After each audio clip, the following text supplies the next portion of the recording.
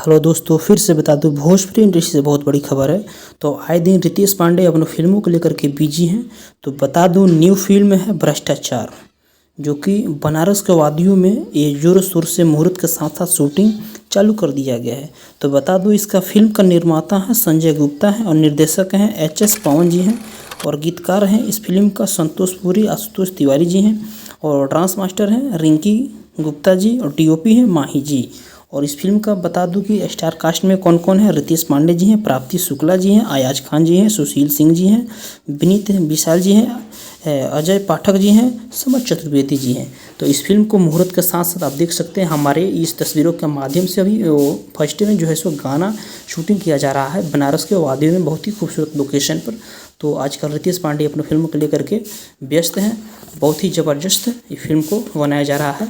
तो प्लीज़ दोस्तों हमारे चैनल को सब्सक्राइब कीजिए। भोजपुरी के सभी ताज़ा तरीन खबरों पाने के लिए हमारे चैनल पर अब बने रहिए और सब्सक्राइब कीजिए। आज के लिए इतना ही, धन्यवाद।